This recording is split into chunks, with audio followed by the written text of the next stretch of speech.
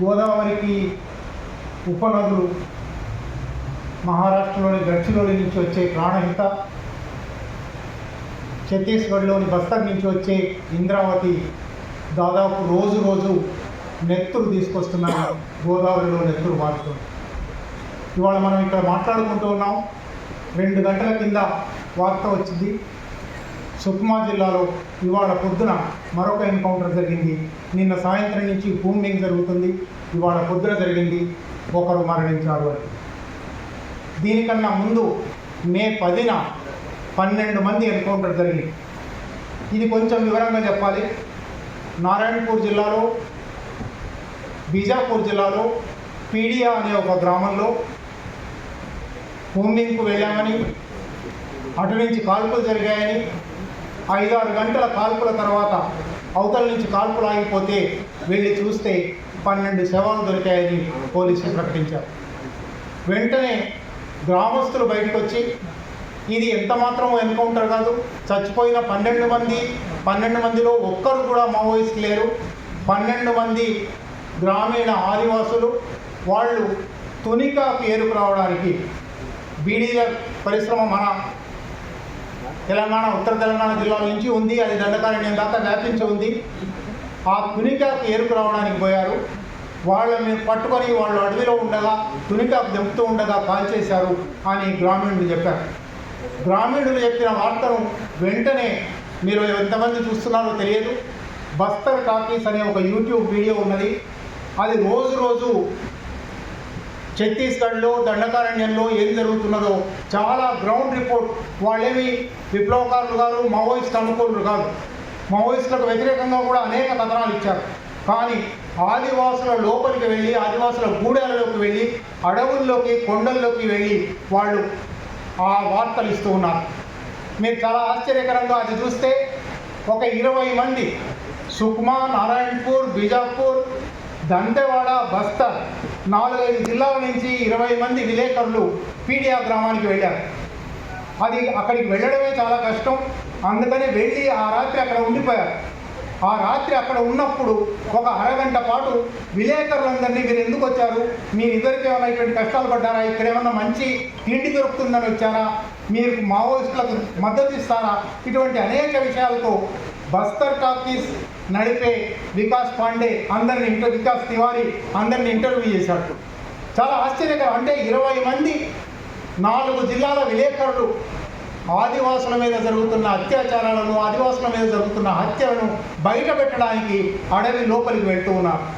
మనం అడవి లోపలికి వెళ్ళగలమా లేదా, వెళ్ళనిస్తారా లేదా అని చాలా శషభిషలు మనం పడుతున్నాం. కానీ ఆ జిల్లాల్లోని విలేకరులు వెళ్ళారు.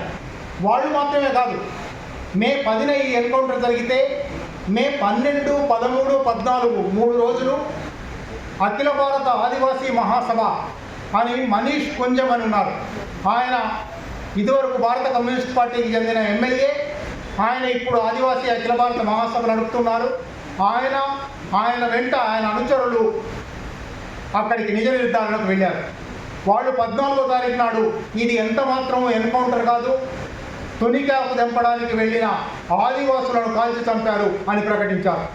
ఆయన అది ప్రకటిస్తున్న సమయానికే ఛత్తీస్గఢ్లోని ఇవాళ ప్రధాన ప్రతిపక్షంగా ఉన్న కాంగ్రెస్, నేను కూడా నిజ నిర్ధారణ సంఘాన్ని పంపబోతున్నాను, ఆదివాసుల హత్య జరగడం, ఇటువంటి ఎంత మాత్రము మావోయిస్టులతో సంబంధం లేని వాళ్ళ మీద హత్య జరగడం తప్పు, మేము కూడా వెళ్తున్నాము అని వాళ్ళు ఒక 5-6 ఎమ్మెల్యేలతో ఫ్యాక్ట్ ఫైండింగ్ కమిటీ ప్రకటించారు. అంటే బయటి నుంచి మనకు అదేదో వెళ్ళడానికి వీల్లేని ప్రాంతం, అసాధ్యమైన ప్రాంతం అనిపిస్తున్నది. కానీ ఛత్తీస్గఢ్లో ఒక అఖిల భారత ఆదివాసీ మహాసభ, ఒక జర్నలిస్టుల బృందం, ఒక కాంగ్రెస్ బృందం అక్కడికి వెళ్ళి నిజ నిర్ధారణ జరిపి వీళ్ళు ఎంత మాత్రము మావోయిస్టులు గారు, సాయుధులు గారు, జరిగింది ఎన్కౌంటర్ కాదు, ఇది కేవలం అడవిలో తునికాకు దింపడానికి వెళ్ళి ఉన్న వాళ్ళను కాల్చివేయడం అని ప్రకటిస్తున్నా. అయితే ఇది పీడియా సంఘటన ఇవాళ దేశవ్యాప్తంగా ప్రచారంలోకి వచ్చింది. పీడియా సంఘటన వల్ల ఎట్లా ఆదివాసులను చంపుతున్నారు, మావోయిస్టుల పేరుతో చంపుతున్నారు అనే వార్తలు బయటకు వచ్చాయి. కానీ ఇది మొదటిది కాదు. దీనికన్నా ముందు ఏప్రిల్లో 29 మందిని బీజాపూర్ జిల్లాలోనే 29 మందిని ఎన్కౌంటర్లో చంపామని ప్రకటించారు. వాళ్ళలో కొన్ని ఫోటోలు మీరు ఇక్కడ చూస్తారు. ఆ ఫోటోలలో చూస్తే కనీసం అందులో సగం మంది సివిల్ డ్రెస్లలో ఉన్నారు, ఆదివాసుల దుస్తులలో ఉన్నారు. వాళ్ళు నక్సలైట్లని మావోయిస్టులని అనడానికి వీల్లేదు, ఆయుధాలు లేవు వాళ్ళ దగ్గర. ఆ తర్వాత 2 రోజులకు ఆ పార్టీ స్వయంగా ప్రకటించింది, ఈ 29 మందిలో 12 మంది మాత్రమే మా కార్యకర్తలు, మా క్యాడర్స్, మిగిలిన 17 మంది ఆదివాసులు మాత్రమే. అంటే వరుస వ్యక్తి ఈ ఘటనలన్నింటిలోనూ కూడా ఆదివాసుల హత్య జరుగుతున్నది. ఒక రకంగా చూస్తే, రాజకీయంగా చూస్తే మావోయిస్టులకు ఆదివాసులకు అభేదం ఉన్నది. మావోయిస్టులే ఆదివాసులు, ఆదివాసులే మావోయిస్టులు అని ప్రభుత్వమే చెప్పకనే చెప్తున్నది. ఆదివాసులను చంపి మావోయిస్టులు అంటున్నది, మావోయిస్టులను కూడా చంపి కూడా మావోయిస్టులు అంటున్నది. ఈ హత్యాకాండ ఎట్లా ప్రారంభమైంది, ఎప్పుడు ప్రారంభమైంది? పొద్దునుంచి ఒక్కరు చెప్తున్నారు, మళ్ళీ ఆ వివరాల్లోకి పునరుక్తం చేయండి. నేను జనవరి 1 నాడు డిసెంబర్ 31 అర్ధరాత్రి నూతన సంవత్సరాది వేడుకల్లో తప్పదాగిన డిస్ట్రిక్ట్ రిజర్వ్ గార్డ్ డిఆర్జీ, ఈ డిఆర్జీ అనేది అంతకుముందు స్పెషల్ పోలీస్ ఆఫీసర్గా ఉన్న సల్వాజుడం బృందాలు 2009లో సుప్రీంకోర్టు మొట్టికాయలు వేసి చదువు లేని, శిక్షణ లేని ఆదివాసులను ఇట్లా ఏరి వాళ్ళ చేతిలో తుపాకీ పెట్టి వాళ్ళు ఏ హత్యాకాండకైనా, ఎంత విధ్వంసానికైనా, ఎంత బీభత్సానికైనా సిద్ధపడేటట్టు చేయడం అంతర్యుద్ధం, ఇది కూడదు అని జస్టిస్ సుదర్శన్ రెడ్డి గారు తీర్పు ఇచ్చారు. వెంటనే స్పెషల్ పోలీస్ ఆఫీసర్లను రద్దు చేయాలని, సల్వాజులను రద్దు చేయాలని 2009లో ఆ తీర్పు వచ్చింది. తీర్పు వచ్చిన వెంటనే ఛత్తీస్గఢ్ ప్రభుత్వం చేసిన మార్పు ఏమంటే సల్వాజులు పేరు తీసేసింది, స్పెషల్ పోలీస్ ఆఫీసర్స్ పేరు తీసేసింది, వాళ్లను డిఆర్జీ డిస్ట్రిక్ట్ రిజర్వ్ గార్డ్ అనడం మొదలుపెట్టింది.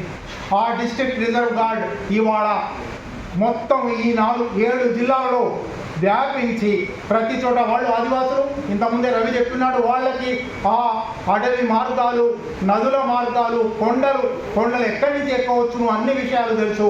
వాళ్ళతో ఈ దాడి జరుగుతూ ఉంది. నిజానికి ఈ దాడి ఇంతకుముందు ఒక్కరు చెప్తున్నారు, నేను మళ్ళీ ఆ వివరాలకు పోనవసరం లేదు, కానీ కొన్ని అయినా మళ్ళీ ఒకసారి మీ దృష్టికి తేవాలి. ఇవాళనే ప్రారంభం కాలేదు. ఇది సల్వాజుడంతో 2005లో మొదలైంది. 2009లో సుప్రీంకోర్టు దాన్ని కొట్టేసిన తర్వాత దాన్ని డిఆర్జీగా, స్థానికంగా డిఆర్జీగా మార్చారు.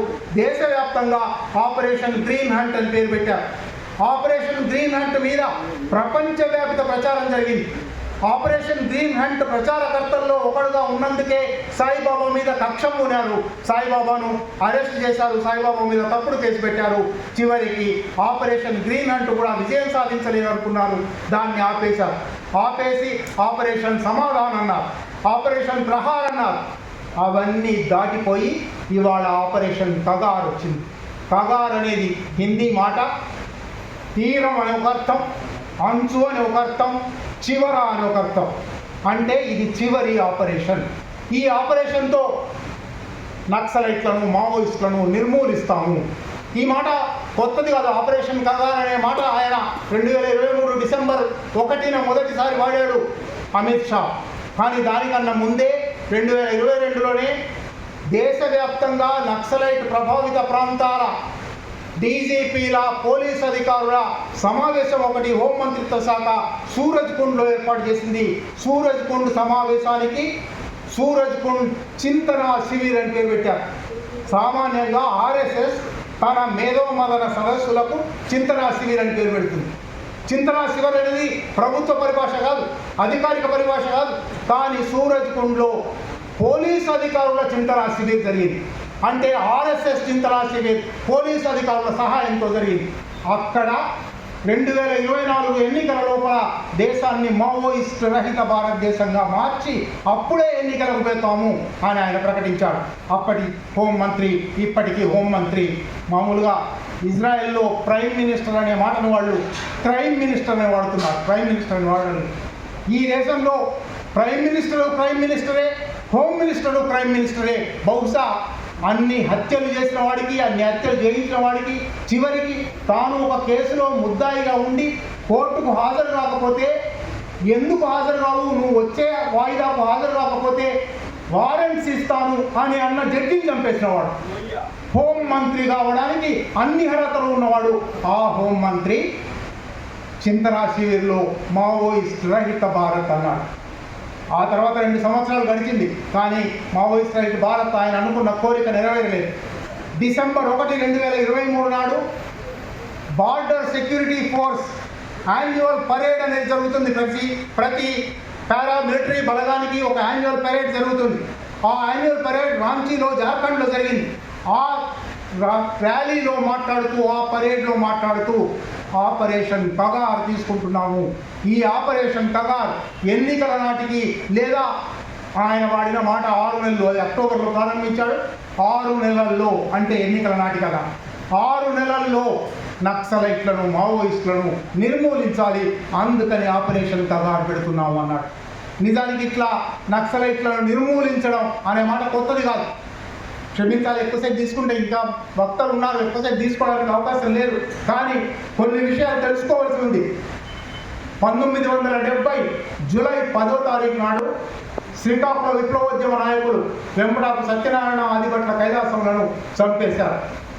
చంపిన వెంటనే అప్పటి హోంమంత్రి వెంగళరావు నక్సలైట్ల పని అయిపోయింది, ఇంకా 1-2 మిగిలి ఉంటారు, ఇక నక్సలైట్ ఉద్యమం అంతమైనట్టే అని ప్రకటించాడు.